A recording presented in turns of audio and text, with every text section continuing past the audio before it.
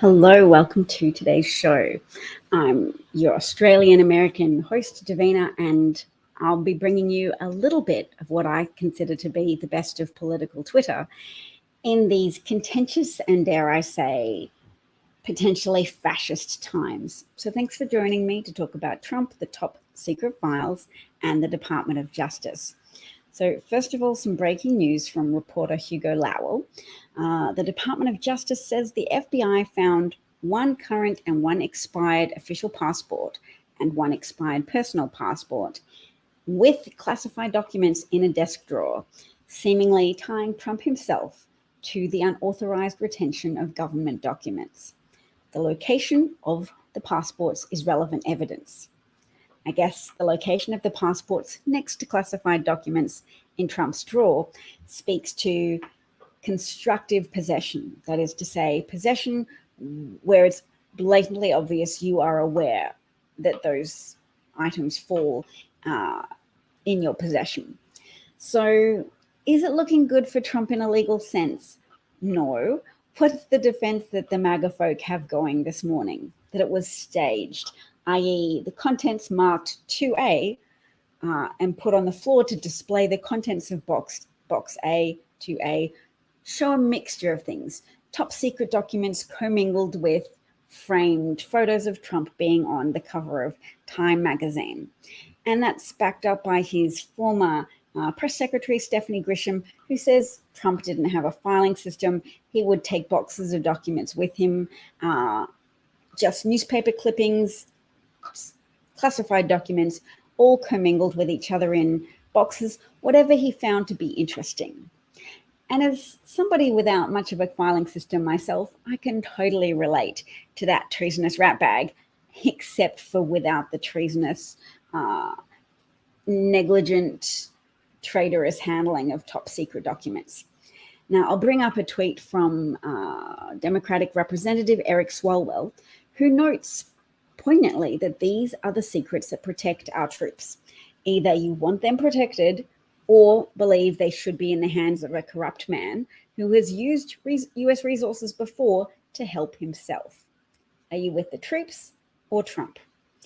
Now, if you're frustrated with how MAGA folk will lie to your face about how this is all fine, or lie to your face that Trump has supreme and unchallenged power to declassify anything he wants, it's not true. There's a process. You can't just say, I declare everything declassified and have that be a legal process or a valid process. Also, there are certain levels of secrecy that a president doesn't have the authority to declassify. And so, yes, it just undermines their own claims to be for law enforcement, to be for law and order, to support the troops, because they are enthralled to a cult mentality, unfortunately. That's one of the consequences of fascism, when people start to push together their feelings of patriotism around one man who they find to be a strong man, an answer to any perceived weakness, any perceived societal problems, and they've just simplified everything down into one man being the answer. That kind of simplistic thinking is a key part of the appeal of fascism, and how fascism has a bedrock of emotional manipulation in order to overthrow democratic governance and achieve, what does fascism achieve? Usually mass death, mass murder, institutional levels of causing harm to other people. Not just the kind of neglect that we're seeing at the moment in Mississippi, where state or Republican-dominated state governance for decades has resulted in a powerful underfunding of infrastructure in predominantly Black population areas, such as Jackson, the capital of Mississippi, where they no longer have access to drinking water. They no longer have even access to water to fight fires with. And you'll see MAGA conservatives on Twitter claim that it's the fault of Black people because there are There are Black Americans in leadership positions at a city level. But since when is infrastructure purely a matter of citywide investment? States invest, particularly in their capital, and there's been a failure to do that with regards to water infrastructure in Mississippi. And I bring up racism as well because it's very pertinent to the rise of Trump, a well-established grifter, liar, conman, thief, and now traitor, who relies on racism, as does Putin.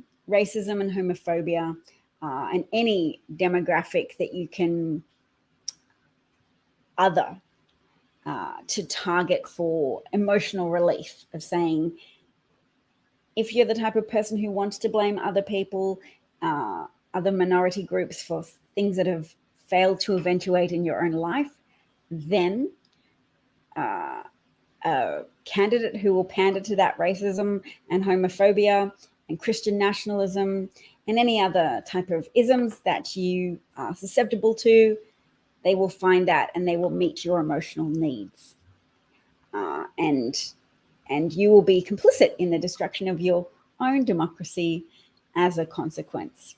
So that's one of the stratagems of opportunistic fascist leaders. They feed into the any appetite in a population.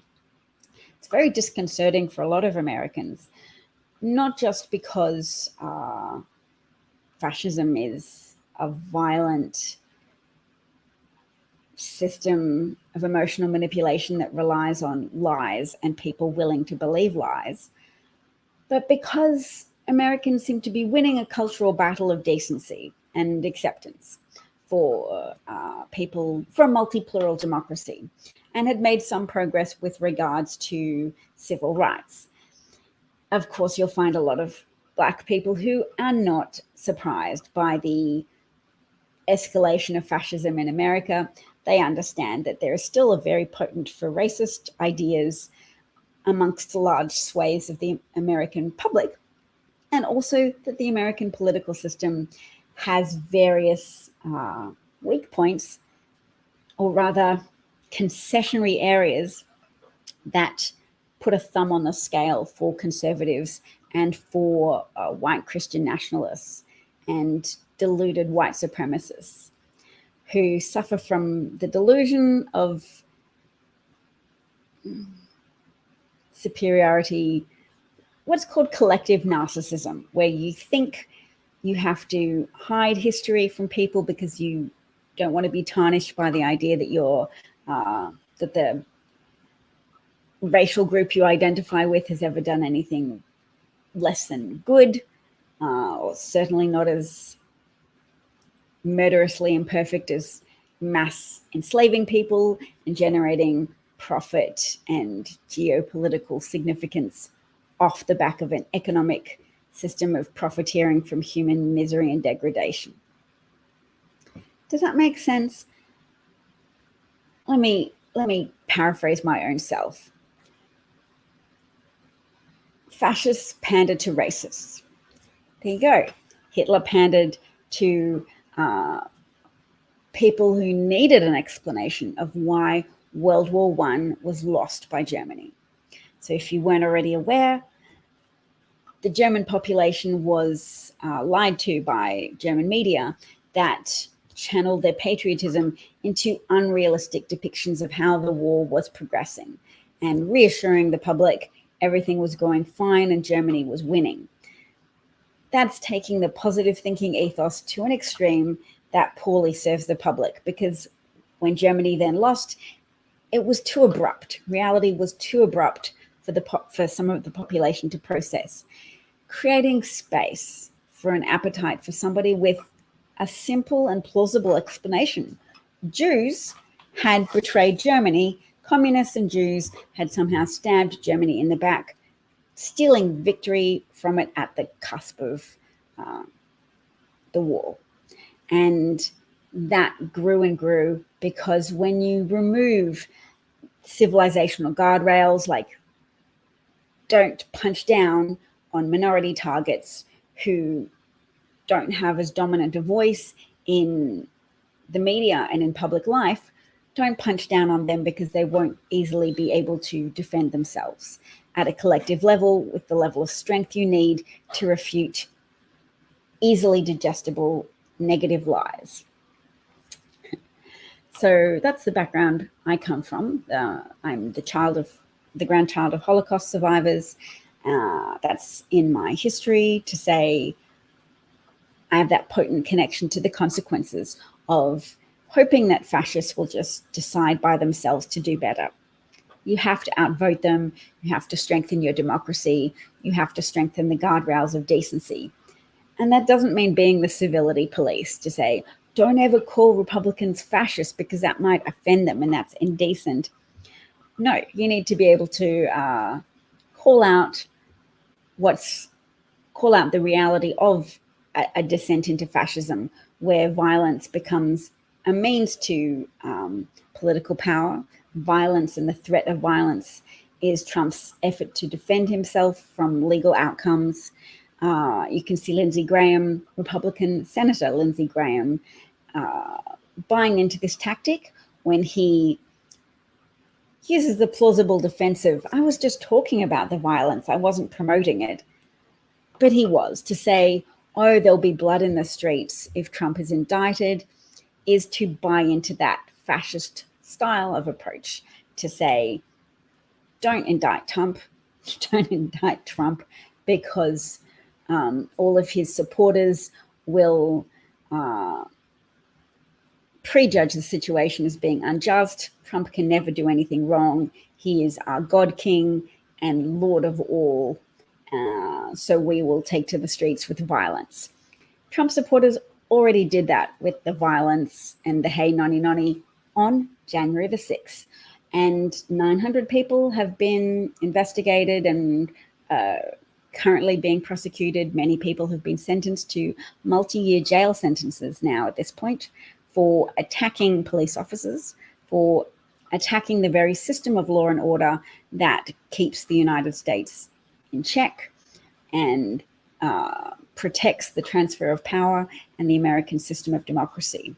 That disgruntled political losers don't typically try to storm the Capitol and try to resurrect a defeated political outcome, i.e. force Trump into office for a second term, which he did not win through legitimate electoral means, thus allowing him to be a despot and to rule without checks and balances over the American public.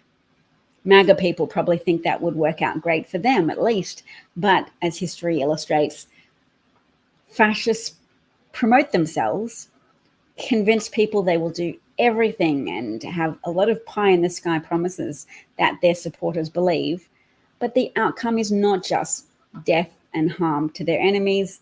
The outcomes are usually quite detrimental to the public over which they illegitimately govern. So let's look at some other things that are part of my best of Twitter selection this morning.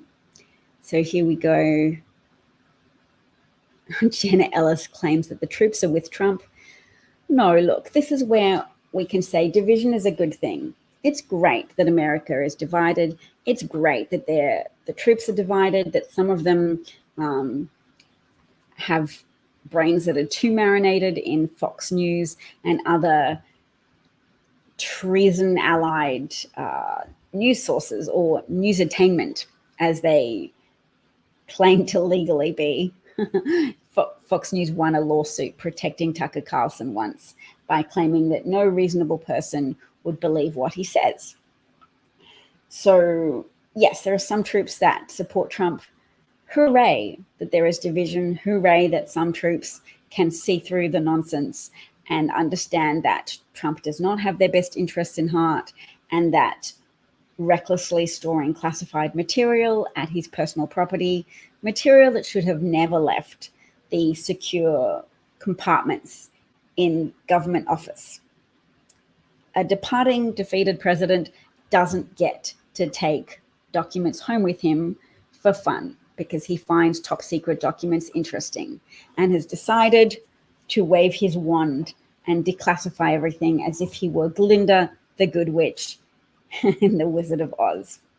There is a little man behind that screen, a little man who, in his flurry of posting to his own failing social media website, Truth Social, managed to say, "Why are people so mean?"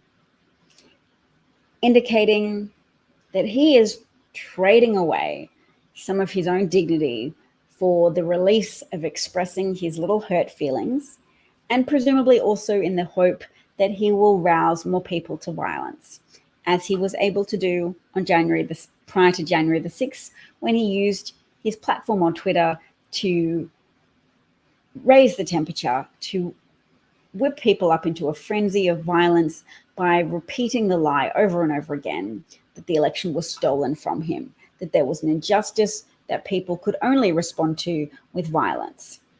He didn't ever say, "Oh yes, losing 60 court cases proves I don't have any legal grounds for challenging the election outcome."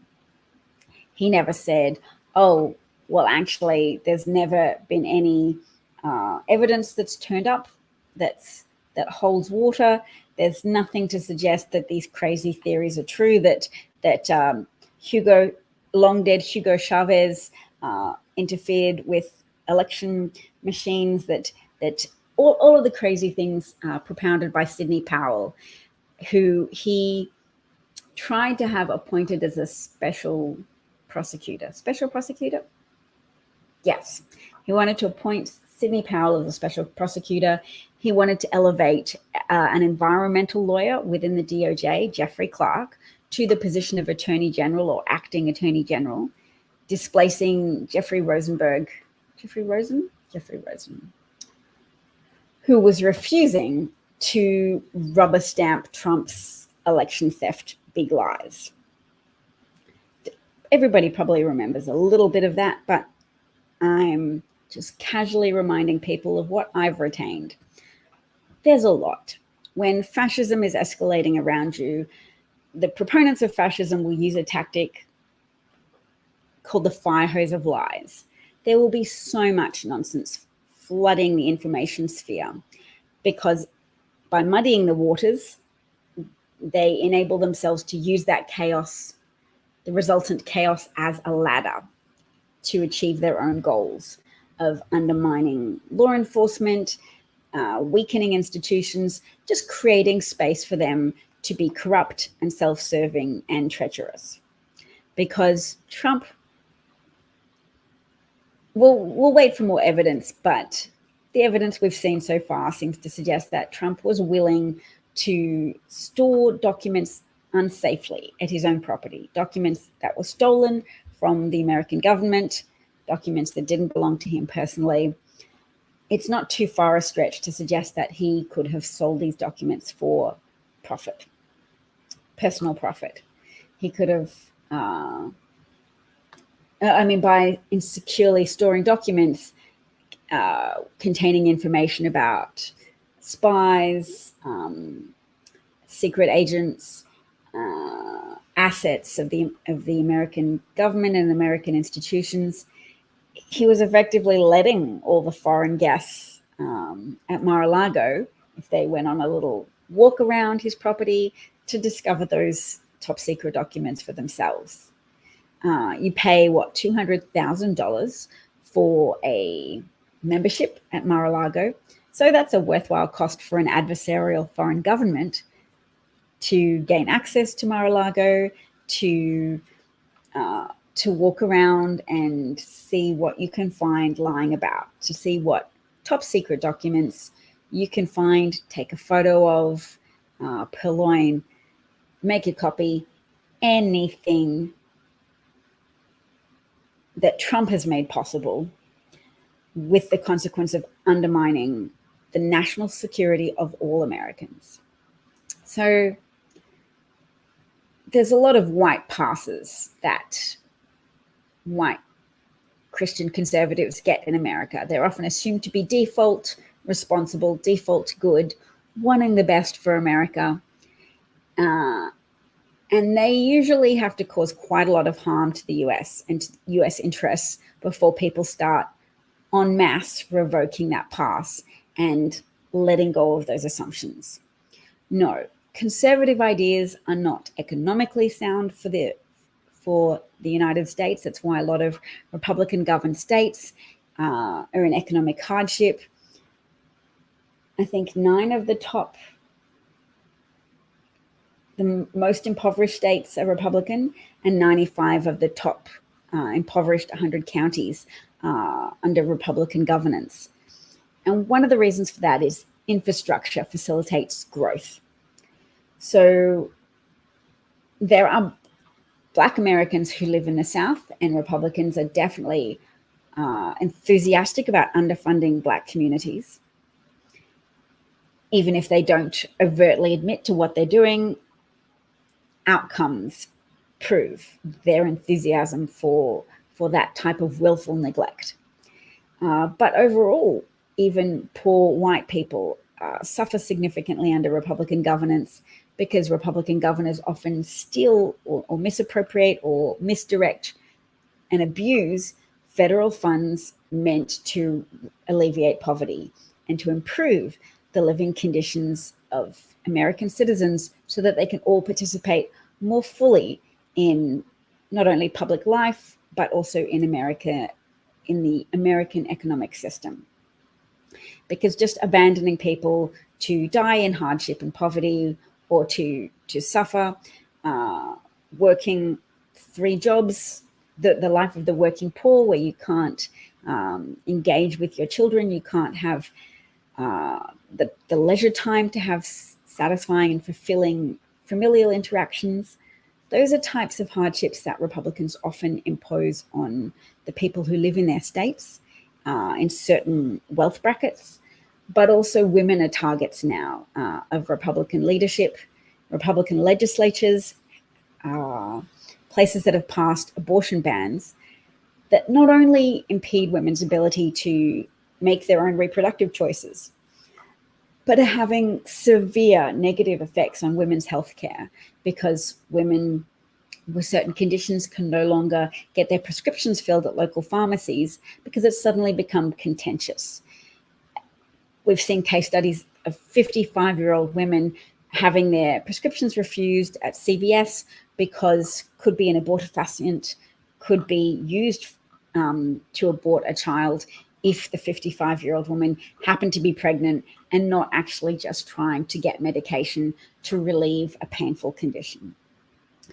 So women with lupus, rheumatoid arthritis, women requiring chemotherapy for detected cancer who happen to be in the early stages of pregnancy, they need to be able to abort that pregnancy so they can get treatment to save their own lives, to improve their own prognosis.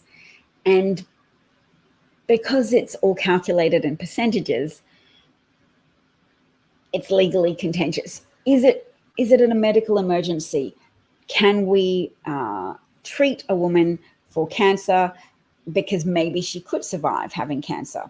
Maybe she and the baby consequently make it, and we'll just have to gamble that now because Republican legislature has reduced the criteria for being able to legally access abortion services. So not only is there an imposition on young women who may have been raped and want to obtain an abortion, preteen pregnancies are extremely risky, not only for damage, but even for death. It can cause death in a preteen girl to go through labor and pregnancy because labor and pregnancy is always a risk, and having an underdeveloped female form increases the risk factors for adverse outcomes.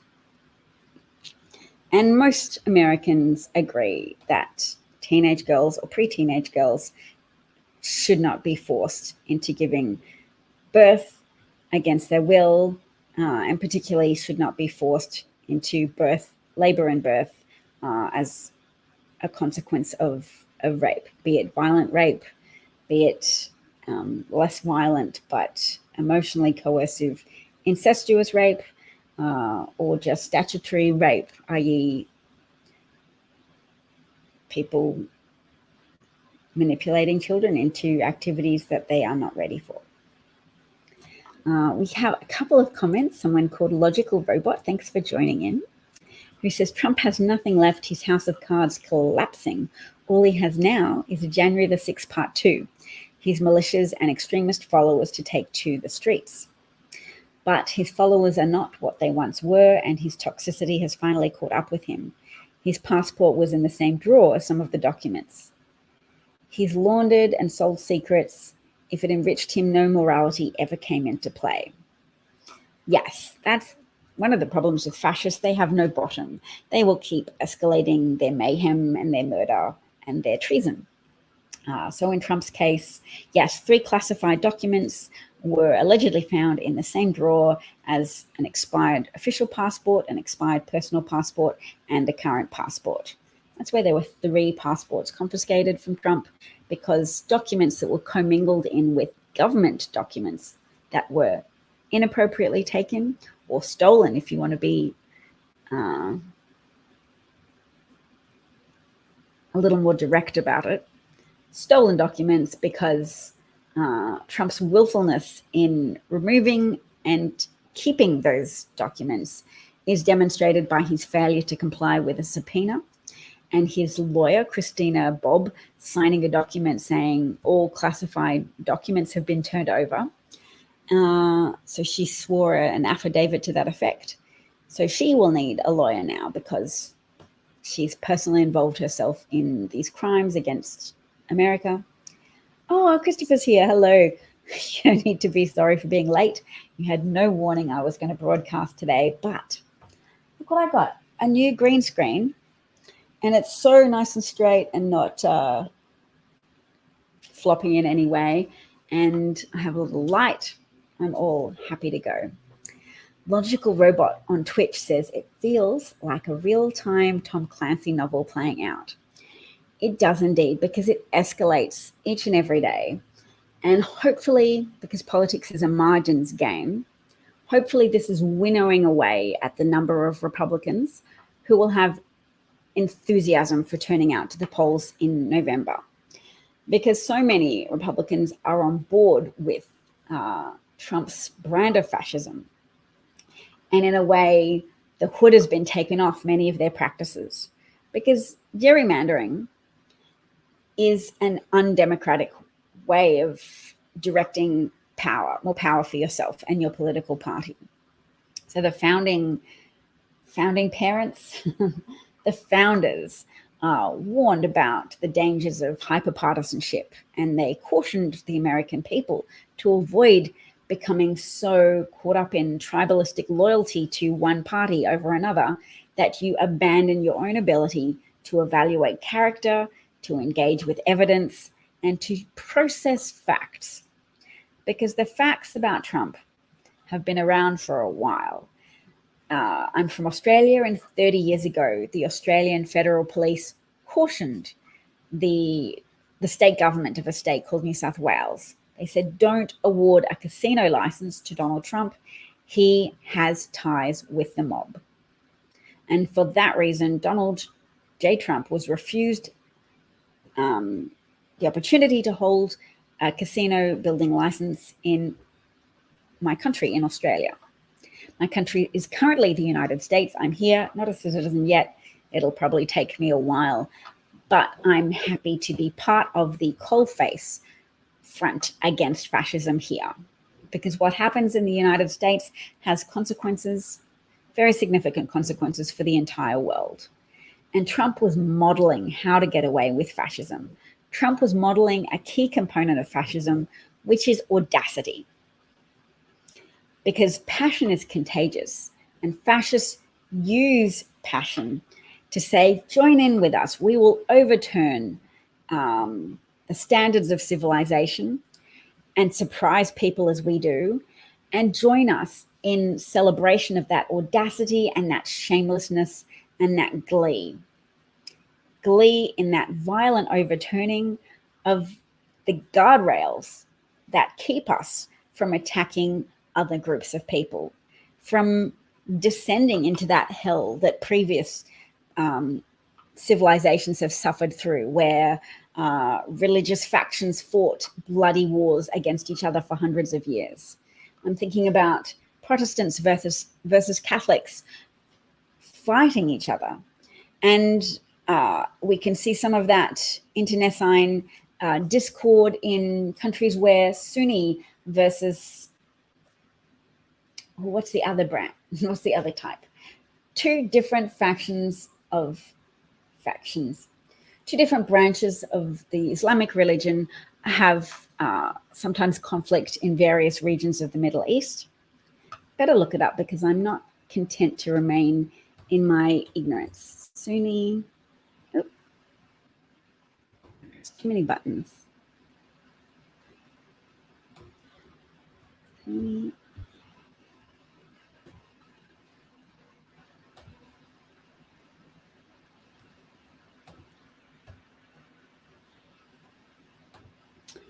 Nope. Oh, while I'm looking up that, I've just seen an article from the Washington Post says the Justice Department says Trump team may have hidden and moved classified papers. So their filing at close to midnight last night suggests that Trump advisors misled officials trying to recover sensitive papers, and the photo shows papers marked top secret spread out on the floor. Now, if I can't, I just want to, that's better. I don't want to search downloads, I want to search the internet.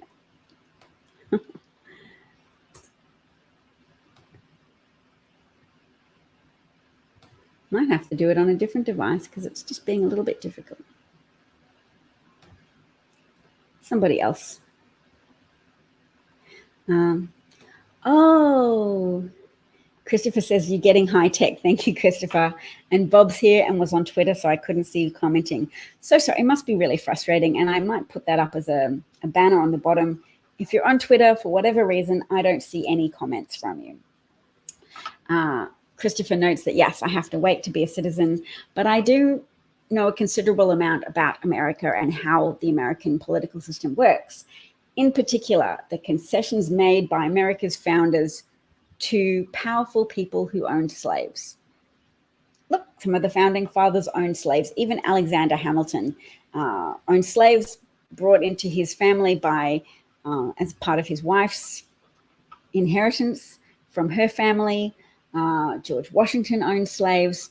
A lot of them owned slaves and had a great deal of empathy for people whose livelihoods and whose immoral empires were built on that practice of degrading and enslaving human beings and profiting off their misery and using their labor to generate extraordinary profit without the customary overheads that are involved in paying people for an exchange of labor for wages. So they bypass that whole wages thing via violence, ongoing violence, because it's violence in a passive way to continue to subjugate people, to continue to enslave people, separate their families, force them to work for you without paying them wages. And no, providing pitiful food and shelter is not an exchange of payment for wages. That's just you preserving the institution of slavery through making a minimal effort to preserve the life of those human beings you have designated as your property, and then have built up a system of rationalizing it through both religious and political explanations of white people being the designated lords and masters. That contributed to America's early burgeoning of geopolitical significance. America was more powerful on the world stage because it had this illicit, immoral wealth. And that's part of American history that many Americans struggle to come to terms with. They'd rather deny it. They'd rather it not be in school books. They'd rather not have their children contend with the ongoing injustice of failing to pay people reparations once you recognize that that was an evil way to behave. Once you recognize and once you accept that you should end that practice and that it was always a bad thing to do. If you want to say we've evolved morally, there should be some steps that you take to show that you're not hiding the past. But instead, Republicans are escalating their efforts to deprive children of access to accurate history, to an accurate telling of the initial causes of American wealth and why it's so hard for people to accept that it was wrong, because it personally enriched a lot of American families, and that intergenerational wealth has been passed down, and it's often motivated people to entrench in an intergenerational way a legacy of hostility to the people they wronged. Because when you can't admit you did something wrong, you hate the people whose very existence reminds you of how badly you or your ancestors behaved. There's a degree of resentment and willingness to ascribe all kinds of negative characteristics to the people you and your fellow enslavers wronged. Republicans have taken things out of textbooks in Texas. They've taken things out of textbooks in Florida, and they do it using a catchphrase of, oh, it's critical race theory. But what it is honesty. They've removed honesty from education systems across the United States in an effort to elevate themselves, their self-regard, at the expense of not only Black children, but at the expense of white children and children of all colors who will receive a poorer education as a consequence, who will be less well-placed to understand why does exactly some people be so crazy in insisting that white supremacy is a good way to govern a nation. It's not.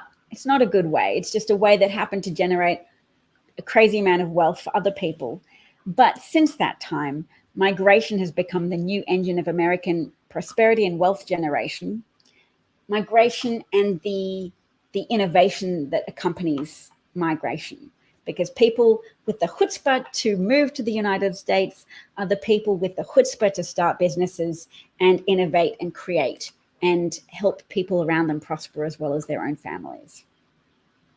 Not everybody, I'm not saying there is no crime or antisocial behavior amongst a whole demographic, because everybody's human, but studies have shown there is a concentration of disproportionate levels of business entrepreneurship amongst not only migrants, but the children of migrants. Oh, there's new comments and I have not been reading them. Bob thinks that, yes, Trump will be indicted, and he's always had people to cover for him, but there's not so many people that will be able to cover for Trump now. And even the RNC has decided not to pay his lawyers any longer. It would have been a considerable expense for the RNC. Trump has a lot of concurrent legal investigations. He's being investigated for fraud, insurance fraud. His chief financial officer, his CFO, Alan Weisselberg, has pleaded guilty to defrauding the government and defrauding the IRS with tax avoidance schemes. What else is he? Oh, he's being investigated for election interference in Georgia, with Georgian District Attorney Fannie Willis having a grand jury that's getting testimony from a few people. Some people who have been subpoenaed have refused, and there's been court cases. Some people have been allowed to postpone their testimony until after the November election. Oh, we've got Molly as well. Hello, Molly. Thanks for joining us.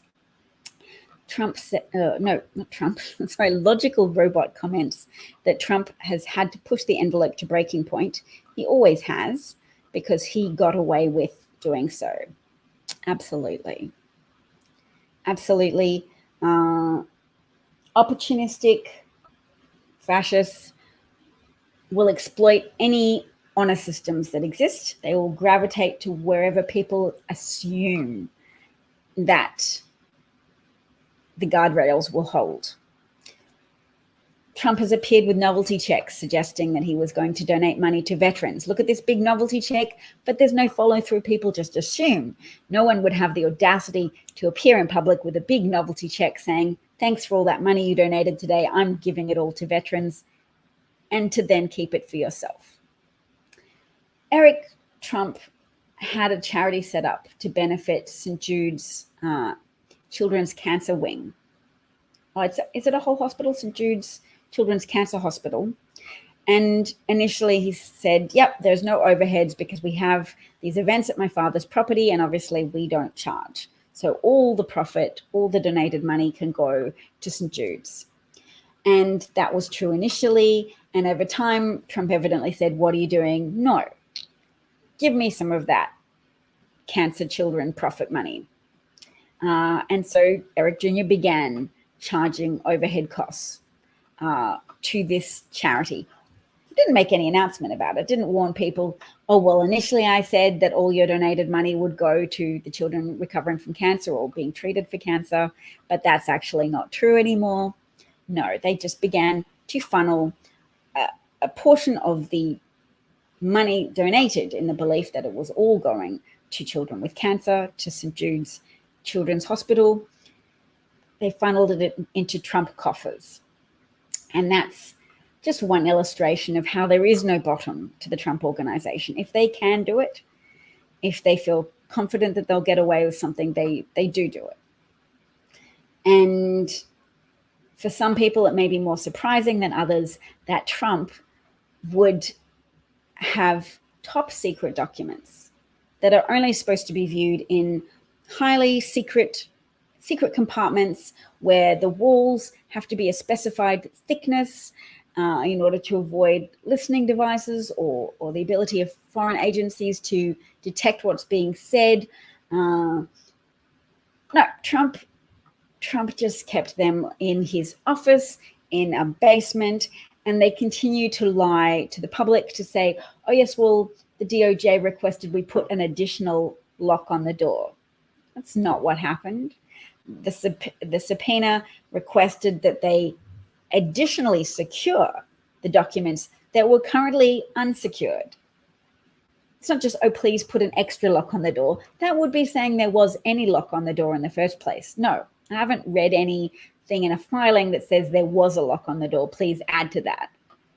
Trump had classified documents in his personal desk next to 2 expired passports and 1 current passport. Most people might be going, oh, well, why does a man have 3 passports in the first place? He might have had an official one as the president of the United States that then expired and he kept it. He's a sentimental chap for things that remind him of his own self-importance, his own achievements in successfully fooling enough members of the American voting public to win him the election of 2016, exploiting the Electoral College system, which in itself was a concession to the slave owners at the time of America's founding, which said, we will help you put a thumb on the scale. Even if you're a smaller state with less actual voters and more slaves, we will let you have additional impact in an election. We're not just going to have a popular vote like normal democratic countries. We're going to have this special system that allows states which might be dominated and dependent on slave industries and industries adjacent to the slave industry. So cotton is obviously an agricultural product directly related to the profitability of slavery, of failing to pay workers for what they do and entirely dispossessing them of their human worth, their autonomy, and their ability to have and maintain families. The degradation of human beings. So yeah, that's the Electoral College. The basis of the Electoral College is to give additional weight and power to the votes of people in states where there's more agricultural land than voters. There's more acres than voters. Oh, they're the little guys. No, they are the slave owners. And then even when slavery, the practice of slavery is ostensibly outlawed, other than in jails, because that's an exception in the 14th Amendment, it's still the wealth generated by those industries is still inherited, and the attitudes are still an inheritance of those practices and those methods for generating enormous and immoral wealth. So Logical Robot says hello to Molly and Bob. And Bob says, it's been reported that when Kushner met the Saudi prince, he handed him a list and said, here are your enemies. Yes, well, Jared Kushner was the son-in-law of Donald Trump. So that's an example of extreme nepotism, even before you find out that the provisions for vetting someone were bypassed in Kushner's case, that there were recommendations made that Jared Kushner not be taken on as an employee or a volunteer within the White House. He did not pass the security checks. Trump used the power of audacity that he had as an unprincipled president to override those processes and to hire his son-in-law as a chief advisor, someone with extraordinary power in the executive branch. Logical Robot says Truth Social is not going to last, perhaps even into the new year, but I fear that Don the Con will do all the damage needed long before then. So are you talking about your concerns about the stochastic terrorism, Trump using a social media platform to inspire his followers to violence? Because they're still very excited about violence, but I think all of the prosecutions of the January the 6th foot soldiers of Trump and the jail sentences and the conditions in those jails has probably dampened some people's enthusiasm for attacking. They not only want to attack the FBI, they want to attack the IRS because of the lies of various Republican politicians. So people with high profile, people esteemed by their followers, by their supporters, by millions of voters, who have lied to their face and said 87,000 new armed IRS agents. When the 87,000 new hires, when that is being budgeted for over a period of years and is not armed agents, it's people to answer the phones, it's people to fulfill a variety of roles within the IRS. It's not like Trump's creation of Space Force, a sudden new unexpected branch of the armed forces. It's still just the IRS. They still just want to be able to process people's tax returns more efficiently, and they want to be able to have the resources to undertake the more complicated audits, because wealth creates the ability to distribute assets more broadly, and that necessarily becomes more complex to investigate. And wealthy people shouldn't be able to hide from their responsibilities as a citizen, as a taxpayer, through just being so complex, too complex for the IRS to be able to handle. They need those resources in order to create an environment where wealthy people feel more compelled and are more compelled to contribute an appropriate share of their wealth to the society that allowed them, created the space for them to establish that wealth in the first place. Because no man is an island, and they don't have the ability to become billionaires without American infrastructure that is a product of high marginal tax rates in the 1950s and 60s. Before Reagan, basically, America had a system of limiting the power of the hyper wealthy, limiting the power of the obscenely wealthy by getting them to pay an appropriately large amount so that they didn't just have obscene resources to use to pervert governance. and bend political outcomes to their will to benefit themselves at the expense of the middle and working class. So I do agree with you, Logical Robot, that Truth Social doesn't have longevity. They already owe 1.6 million in back payments to the website that hosts their platform. So let's go through some more Twitter, best of political Twitter today, and then I might call it a day. It's been so nice to do an exciting long broadcast again and to get a bit of my broadcasting mojo back. So I thank you for joining me. Jenna Ellis, we've already covered that. Okay. So Republicans, who are you with, the troops or Trump? And the key thing is never to aspire to deprogramming all of the cult supporters. It's very difficult. What you hope for is to peel off a sizable margin of independent voters who often lean Republican, because a lot of Republican ideas have so permeated American society that they're just adopted as common sense. It's a common sense idea that Republicans are fiscally responsible.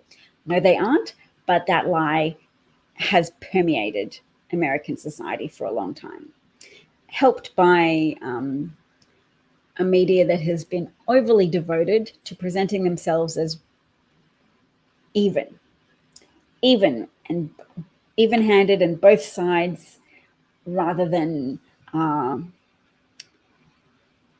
devoted to finding out the truth, rather than peeling or interrogating the self-interested rationalizations from politicians, particularly Republican politicians, who are often devoted to preserving a status quo of pandering to those with the wealth to buy political influence. America is premised on the idea that there should be a marketplace of ideas in which the best ideas win and are voted for by a majority of the people. But obscene wealth can distort that process when hyperpartisanship leads people to become blinded to truth or facts because they just root for a team that panders to them emotionally and tells them, you're right to despise these people. They're welfare queens. Reagan used a false case study of a welfare queen as presenting her as if she was just representative of one perfectly standard Black person, whereas the particular welfare queen was a notorious con artist, half white, half Black, so was able to con different populations of people. What was her name? Let's Google her because she's an interesting person, but definitely not representative of the average American, especially not since many white Americans are dependent on federal assistance. And no shame to them, but just it shouldn't be abused and misrepresented to suggest that only Black people are recipients of federal aid. Reagan's welfare queen case study. Linda Taylor. Linda Taylor showed that it was possible for a dedicated criminal to steal a healthy chunk of welfare money. Did not prove that widespread welfare fraud existed. And if you want to Google her, Linda Taylor, it's a fascinating study. I recommend it. Why is Herschel Walker trending? Let's find out. It's hard to shame people when fascism is on the rise. It becomes more difficult, but it is possible. So people who still support Republicans, who are independents, oopsies. Hang on.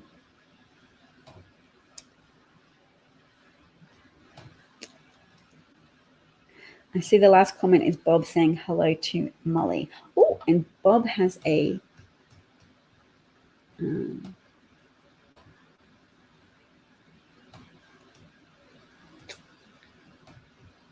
sorry everybody, I'm just having a little bit of a technical excitement here Get rid of some things. I want to make this screen bigger. And that's not happening. Oh, did it. Yay. So Bob said, hello, Molly. Reagan cut the tax rate by up to 60%. Exactly. And he was able to pander to the interests of the uber wealthy at the expense of working Americans because he was able to harness that susceptibility to racist arguments, to misrepresenting people who received welfare. So instead of white people feeling any solidarity with welfare recipients, instead of feeling some kind of commonality, oh yes, anybody can need help, anybody can experience unexpected misfortune, it became a hierarchical, he created distance. He created the ability of people to distance themselves from welfare recipients and say, no, it's just people of color. Look at this welfare queen. She is a black woman. Well, she was biracial, but anyway, he was highlighting her blackness to try and create distance, to reduce people's ability to empathize with the recipients of aid, to undermine the support of the American public for paying tax, to have a welfare state, that is to say, to have a safety net, to have human decency, to provide for people who encounter misfortune, whether it be through the imposition of external circumstances or whether it be that because of personal problems they experience, or a mixture of both, like most things in life. Reagan created that, purposefully undermined the commitment of the American public to a social safety net in order to create space for him to give away more of your money to the wealthy, even though they should share that wealth to a degree because it is all of your labor and all of your participation in the economy that allows them to have the wealth that they have, that helps them create that space for them to climb their own ladders and hoist themselves up by their own bootstraps. There is no such thing as a bootstrap in isolation. And a lot of societies recognize that. Reagan willfully and effectively undermined that commitment to us, to the common good. Christopher says, the way you explain the current state of American politics and social justice is music to my ears. Speaking of music, are you going to sing for us anytime soon? Just asking. I would love to sing for you sometime soon, Christopher. Could even happen today. Bob points out that Reagan and his wife, Nancy Reagan, didn't do anything about the AIDS epidemic. Yes, they also were able to tap in to, what's the opposite of empathy? They were able to tap in to methods of creating empathetic distance, to disdain. Oh, disdain's a good word for it. Disdain those people affected by AIDS by harnessing homophobia, to say, oh, it only affects gay people. We don't have to do anything about it. It's those people. And they don't have to say it, but they're tapping into people's willingness to buy into easy explanations, to say, well, they deserved it. They have strayed from white Christian nationalism. They're not of us. They are not genuine Americans. They are sinners. Yeah. Good luck, everybody. That created space for AIDS to spread across multiple population groups, whether it be homosexual or heterosexual populations. AIDS still devastated the people of America, and lives were lost that didn't have to be lost had Reagan and his wife not just relied on hierarchical divisiveness to reduce community cohesion and enable the grift of the wealthy. Wealthy people are often wealthy because they know how to exploit human weakness. They know how to exploit human desire. Sometimes humans have a desire to be weak. They have a desire to plump for the easy explanation, even when those explanations are wrong. So the better caliber of billionaires cater to human desire to have good quality products, to buy things that help their families, that enhance their personal lives. But there are a lot of religious leaders who know how to tap into people's desire to elevate their ego at the expense of others and feed into collective narcissism by saying, we are good, they are bad. If you're lucky enough to be heterosexual, God loves you. If you're not heterosexual, you're a sinner, God hates you, and we don't have to worry about what happens to you. A lot of Republican white Christian nationalism is an antidote to anxiety. It helps people limit their spheres of concern to just themselves and their family and maybe their church group or people who are in that demographic of white Christians. Some people probably hate Christians who aren't in the same denomination. So I've heard of Christians saying, no, my family hates me because I'm Methodist. I'm a Methodist. So elevating yourself by denigrating others is not a healthy way to live your life. It's not a healthy strategy for emotional upkeep, but a lot of people rely on it. And when governments adopt those strategies as well, it creates space for dysfunctional governance. It creates space for the capture of governance by wealthy interests. And there's a lot of untangling that we have to do, because instead of having a functional marketplace of ideas, there's a lot of wealthy people making donations to Republican political interests so that pure dominance of the airwaves helps buy them support and votes. So $1.6 billion donated to Leonard Leo, a member of the Federalist Society who has been instrumental in promoting various Supreme Court picks and creating and running ads for the Supreme Court Justice picks on television, which is a very effective and profound way of influencing people's, the formation of their opinions.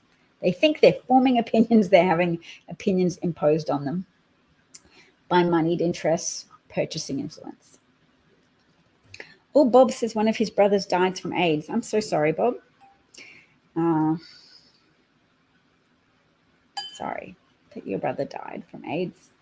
You've had a brother fall victim to COVID disinformation, well, directly to COVID, but indirectly from COVID disinformation, from the way that Trump massacred public health as an institution in the United States by creating unnecessary division, by building people's conviction that public health was being done maliciously, that Fauci is somehow against public health, that any of the, Fauci became a focal point for their benighted patterns of deception, but anybody involved with public health was a target. And a lot of doctors and nurses and healthcare workers have been the target of not hate crimes, because it's not racially based, but profession-related health crimes, hate crimes, whereby they're targeted, they're spat on, they're punched, they're vilified on social media, and they're vilified in person by relatives of people who are ill or by people who are patients in hospitals who are sick with COVID, who don't believe it, who are angry. And their anger is a product of the lies that they have accepted as true. Oh, Alexandra is here. Hello.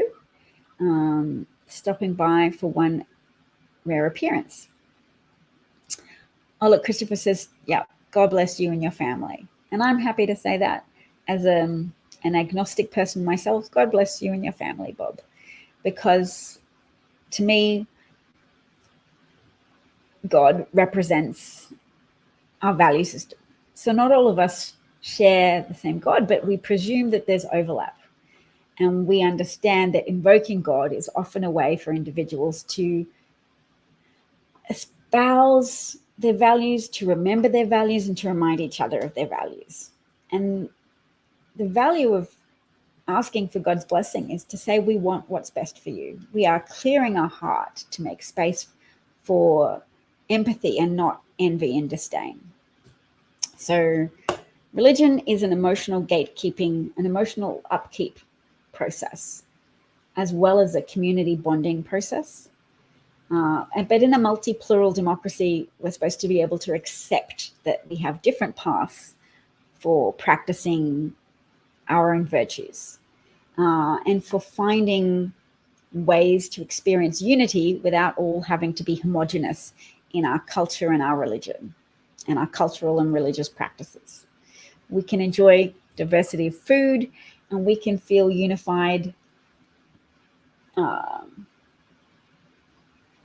through our understanding that people are usually good.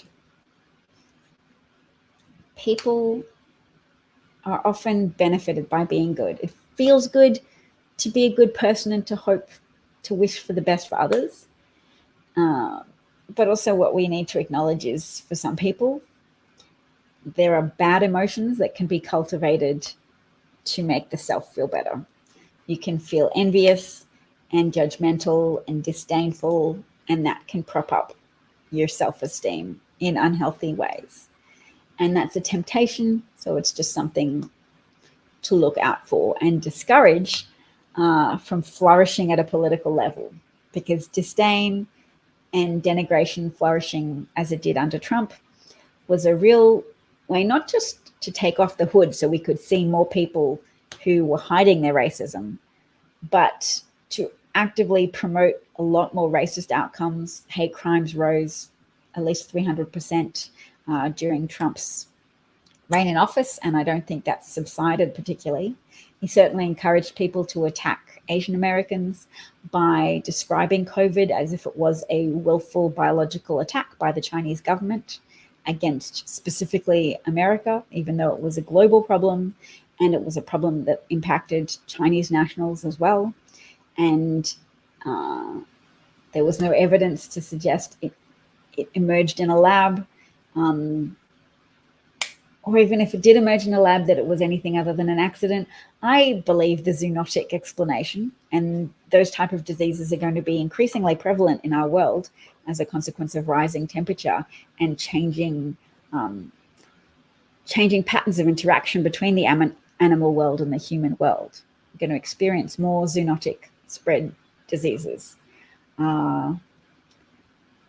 which is unfortunate. There's a lot of problems we're going to face collectively, and we need to clear space and assert truth to try and drown out the impact of liars who will deny the significance of COVID, lie about the origins of COVID, pretend that there's evidence it's a biological attack from China in order to promote public discord, in order to promote violence, in order for them to use chaos as a political ladder to achieve more prominence, power, and profit. Ooh, it's always good to have alliteration: prominence, power, and profit.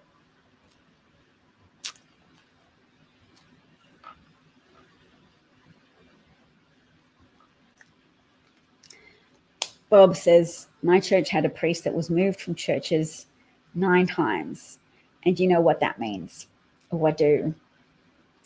They move it because they can't bear to bring accountability to the leadership. They can't bear to say being immersed in religion doesn't automatically make you a good person.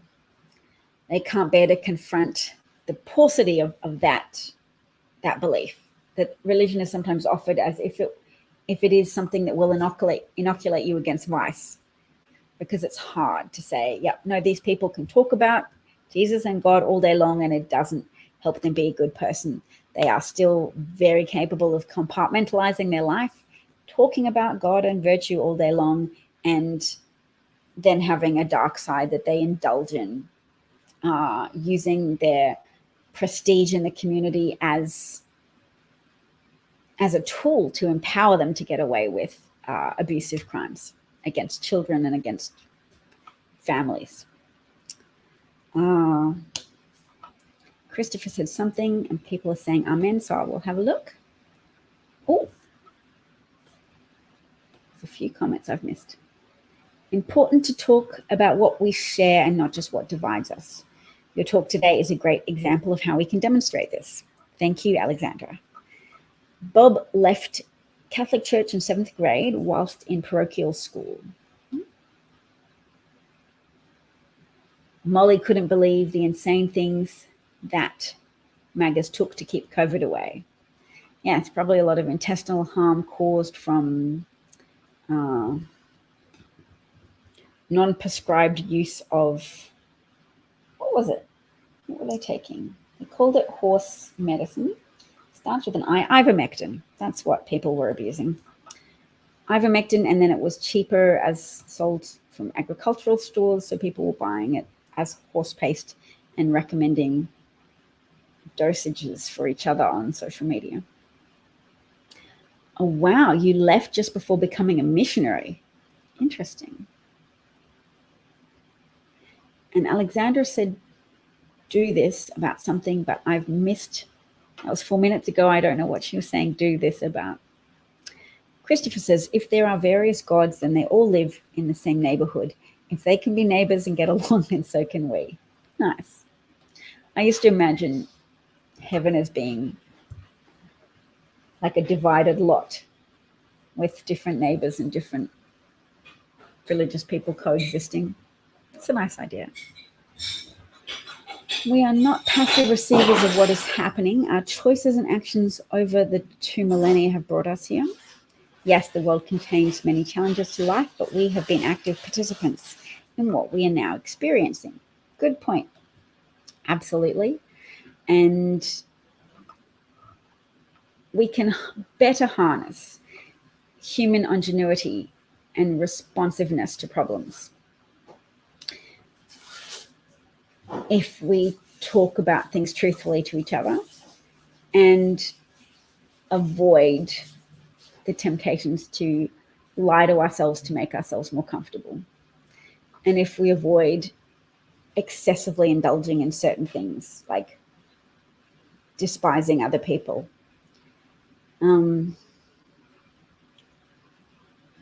That's true even about Trump supporters, because it's a cop-out to a degree.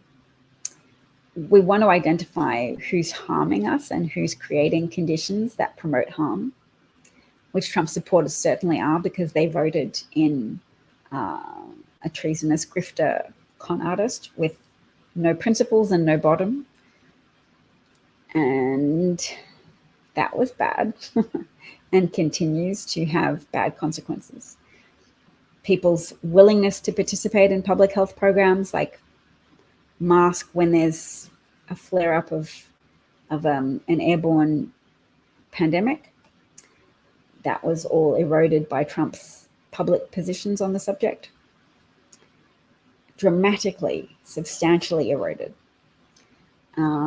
which impairs the ability of the Biden administration to promote certain things, because when half the population doesn't want to buy into something, the other half loses motivation as well, because the efficacy of mass mask wearing is reduced when a lot of people don't participate.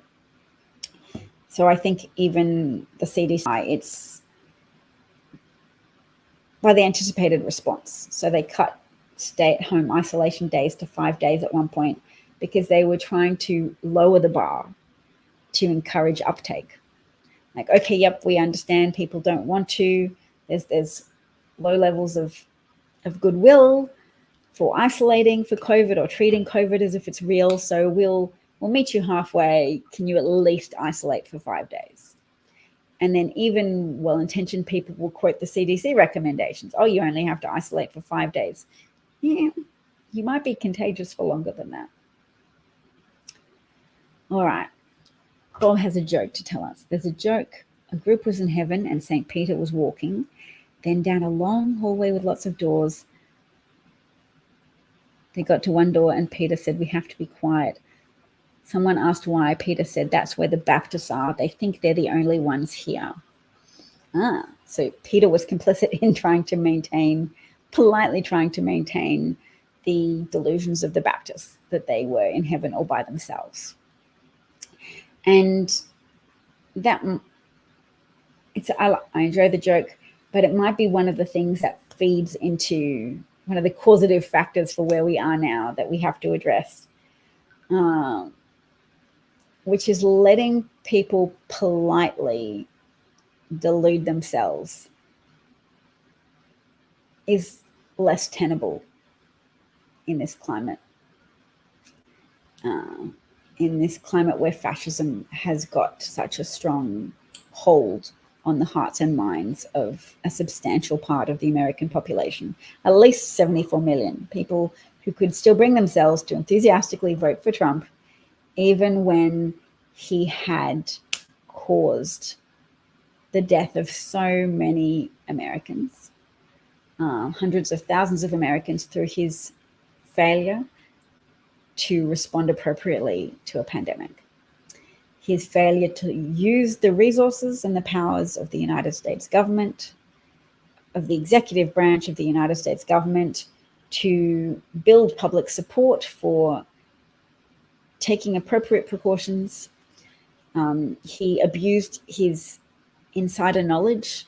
He hid from people that COVID was airborne, even when he knew and was disclosing to one journalist, Bob Woodward, that COVID was transmitted through the air. He hid that. He hid that and instead ranted about how people probably shouldn't wear masks because waiters sometimes touch their faces. He abused the public trust in so many ways. And there's evidence that Jared Kushner was complicit as well in willfully undermining public health programs because COVID was initially spreading more in blue states, blue coastal states with higher degrees of international traffic. And so an initial foothold of this airborne disease spread between people.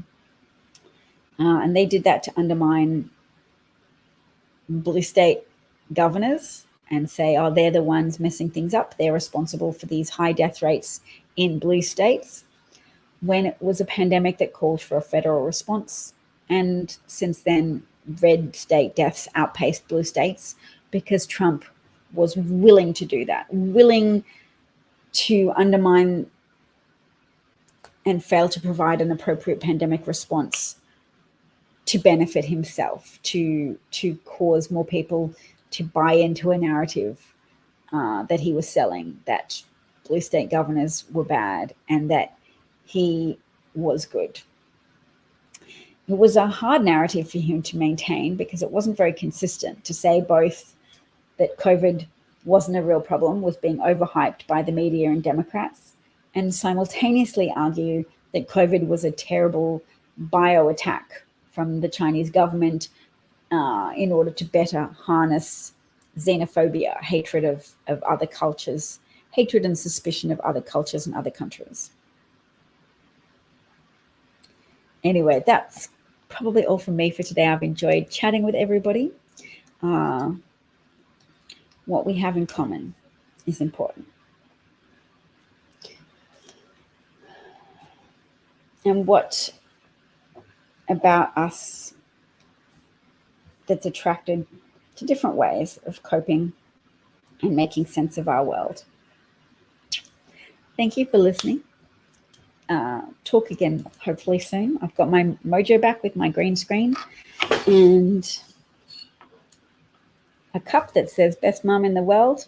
I have to feel like I'm doing a good job for my children, and the mass shootings in America definitely made that harder for me this year.